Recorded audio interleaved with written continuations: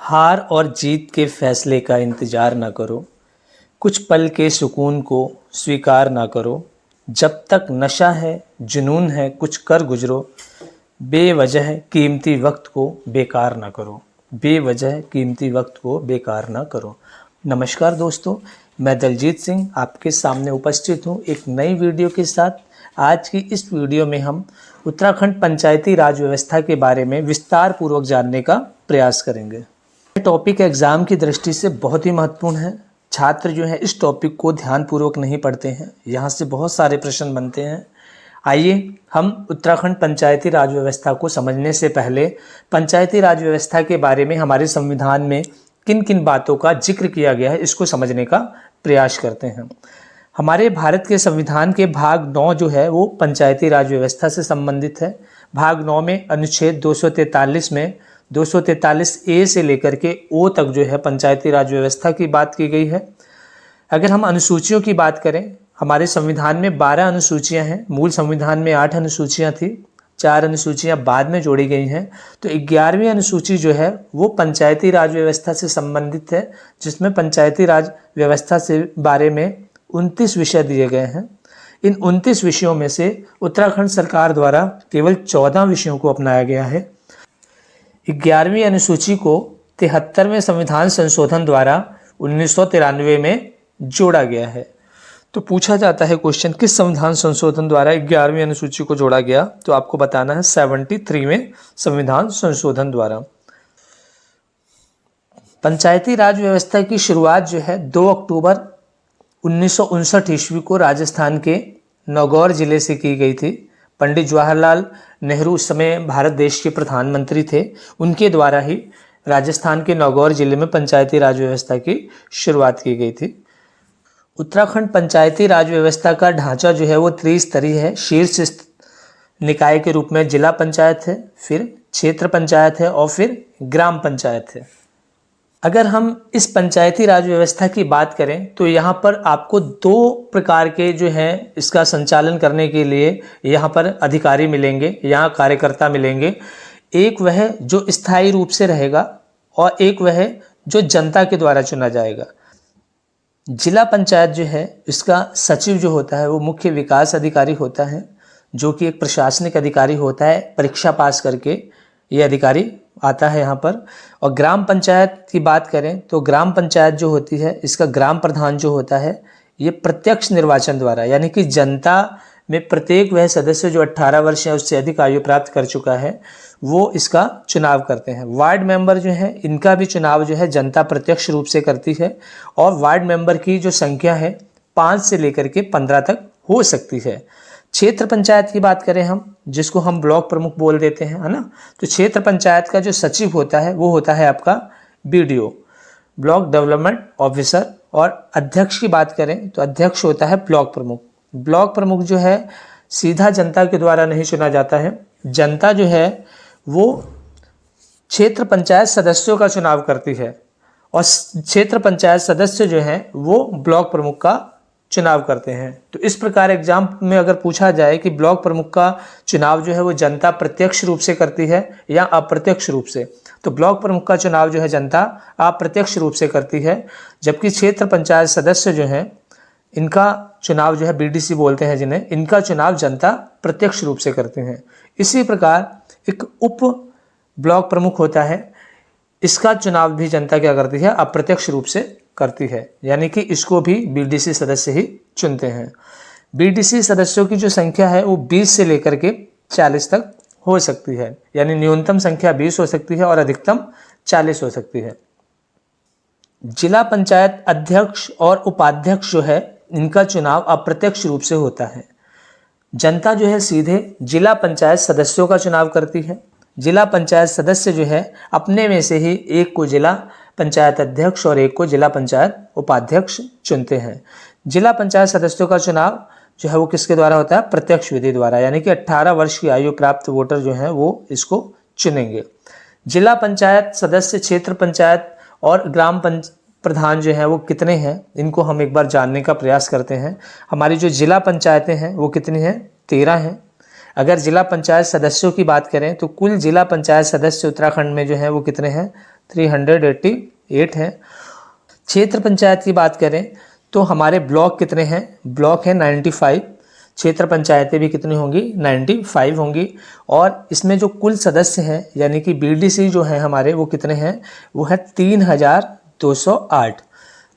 तो क्षेत्र पंचायत जो है हमारी 95 यानी कि ब्लॉक 95 और क्षेत्र पंचायत सदस्य 3208।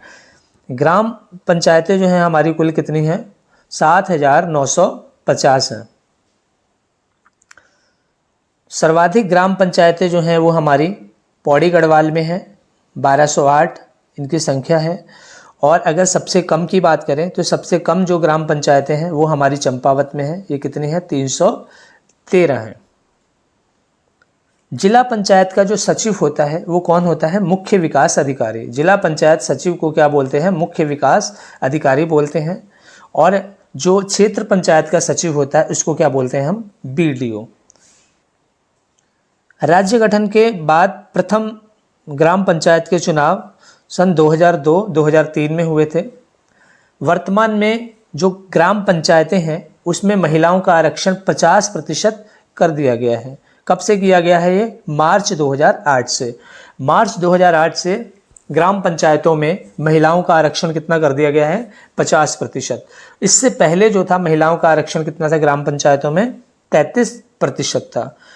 तो उत्तराखंड राज्य में कुल नगर निकाय जो हैं वो कितने हैं आपके, 92 है। ये संख्या पूछी जाती है एग्जाम में, ये वेरी इंपॉर्टेंट, ये भी पॉइंट बहुत इंपॉर्टेंट है कि वर्तमान में पंचायतों में महिलाओं का आरक्षण कितना है, आपको याद रखना है, 50% है। तो राज्य में कुल नगर निकाय कितने हैं, 92। सबसे बड़ा नगर निकाय कौन सा है, वह है आपका देहरादून। और सबसे छोटा नगर निकाय कौन सा है, कीर्तिनगर टिहरी। उत्तराखंड राज्य में नगरीय क्षेत्र में कैसी शासन व्यवस्था है, ये प्रश्न अभी आया था एग्जाम में, समूह ग के एग्जाम में पूछा गया है ये प्रश्न कि प्रदेश में नगरीय क्षेत्र में कैसी शासन व्यवस्था है। तो आपको बताना है, यहाँ पर आपका ऑप्शन सही होगा त्रिस्तरीय। कैसे है त्रिस्तरीय, आपका सबसे पहले है नगर पंचायत, सबसे छोटा स्तर, फिर उससे बड़ा है नगर पालिका और सबसे बड़ा जो आपका स्तर है वो क्या है, नगर निकाय है। प्रदेश में ग्रामीण क्षेत्र में शासन व्यवस्था कैसी है, तो आपको बताना है त्रिस्तरीय। तो नगरीय क्षेत्र की शासन व्यवस्था भी कैसी है, त्रिस्तरीय है। और ग्रामीण क्षेत्र की शासन व्यवस्था भी त्रिस्तरीय है। ग्रामीण क्षेत्र पर क्या है आपका, सबसे निचले स्तर पर है ग्राम पंचायत, फिर उससे ऊपर है आपका क्षेत्र पंचायत और फिर जिला पंचायत। राज्य में कुल कितने नगर निगम हैं, तो राज्य में कुल 9 नगर निगम हैं आपके। कौन कौन से हैं, ये पूछा जाता है प्रश्न, वैकल्पिक रूप से पूछा जाता है कि निम्नलिखित में से कौन सा नगर निगम नहीं है या फिर निम्नलिखित में से कौन सा नगर निगम है। तो आपको ये सारे नाम याद रखने हैं। देहरादून सबसे बड़ा नगर निगम, हरिद्वार, हल्द्वानी, काशीपुर, रुद्रपुर, रुड़की, कोटद्वार, ऋषिकेश और श्रीनगर। तो ये हमारे 9 जो हैं नगर निगम हैं उत्तराखंड राज्य में। एक प्रश्न ये पूछा जाता है कि सबसे अंतिम नगर निगम कौन सा है जिसको शामिल किया गया है, तो 9वां नगर निगम कौन सा है, तो 9वां नगर निगम है आपका श्रीनगर। 31 दिसंबर 2021 को इसको नगर निगम बनाया गया। इस प्रकार कुल नगर निगम कितने हो गए, 9 हो गए। नगर निकाय प्रणाली की अगर हम बात करें तो त्रिस्तरीय है। नगर निगम कितने हैं आपके, नगर निगम 9 है। नगर पालिका परिषद कितनी है, 39 है। और नगर पंचायत कितनी है, 47 है। तो ये प्रश्न पूछा जाता है। तो नगर निगम आपको याद रखना है 9, नगर पालिका परिषद 39 और नगर पंचायत जो है 47। एक प्रश्न ये पूछा जाता है कि नगर निगम, नगर पालिका परिषद और नगर पंचायत के लिए जनसंख्या कितनी होनी चाहिए। तो सबसे पहले हम बात करते हैं नगर निगम की। तो नगर निगम के लिए अगर मैदानी क्षेत्रों में बात करें तो मैदानी क्षेत्रों में जनसंख्या यदि 1 लाख से अधिक है तो उसको क्या बना दिया जाएगा, नगर निगम बना दिया जाएगा। अगर पर्वतीय क्षेत्रों की बात करें तो 90,000 से अधिक जनसंख्या यदि है तो पर्वतों में क्या, पहाड़ी क्षेत्रों में क्या कर दिया जाएगा, उसको नगर निगम बना दिया जाएगा। नगर पालिका परिषद के लिए जनसंख्या कितनी होनी चाहिए। अगर आपकी जनसंख्या किसी नगरीय क्षेत्र की 50,000 से 1 लाख तक है तो वहाँ पर नगर पालिका परिषद का गठन किया जाएगा। नगर पंचायत के लिए कितनी जनसंख्या होनी चाहिए? यदि 5,000 से 50,000 तक की जनसंख्या है तो उसे क्या बना दिया जाएगा? नगर पंचायत बना दिया जाएगा। तो प्रश्न बहुत ही महत्वपूर्ण है, ध्यान रखना है आपको। एक प्रश्न ये पूछा जाता है कि किन 3 नगर पंचायतों में चुनाव नहीं होते हैं? वैसे तो ये कहा गया है 11वीं अनुसूची में कि प्रत्यक्ष चुनाव द्वारा जो है वो क्या किया जाएगा? ग्राम पंचायतों का चुनाव किया जाएगा और नगर पंचायतों का चुनाव किया जाएगा। लेकिन उत्तराखंड में 3 ऐसी पंचायतें हैं जहां पर चुनाव नहीं होते, बल्कि यहां पर जो पंचायतों के जो सदस्य होते हैं और जो प्रधान होते हैं उनको कैसे चुना जाता है? मनोनीत किया जाता है इनको। तो ये कौन सी 3 पंचायतें हैं? नंबर 1 बद्रीनाथ, नंबर 2 केदारनाथ और नंबर 3 गंगोत्री। ये 3 ऐसी नगर पंचायतें हैं जहां पर चुनाव नहीं होते हैं, बल्कि इनके सदस्यों को क्या किया जाता है? मनोनीत किया जाता है। ये मनोनीत पंचायतें हैं। उत्तराखंड राज्य में कुल ग्राम कितने हैं? अगर हम उत्तराखंड राज्य के कुल ग्रामों की बात करें तो उत्तराखंड राज्य में कुल ग्राम कितने हैं आपके? 16,793। अगर इसमें हम ये बात करें कि आबाद ग्राम कितने हैं, तो आबाद ग्राम है हमारे 15,745। और गैर आबाद ग्राम कितने हैं? जहाँ पर आबादी कम है, नहीं के बराबर है, तो 1,048 जो है हमारे गैर आबाद ग्राम है।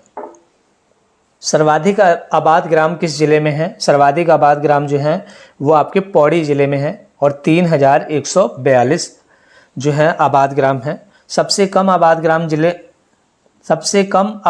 किस जिले में है? सबसे कम आबाद ग्राम जो है वो आपके हरिद्वार जिले में है, 518। तो आज की वीडियो में इतना ही। शीघ्र ही एक नई वीडियो के साथ आपसे मिलेंगे। यदि आपको ये वीडियो अच्छी लगी तो हमारे चैनल को सब्सक्राइब कीजिए और इस वीडियो को अपने दोस्तों के साथ शेयर कीजिए। धन्यवाद।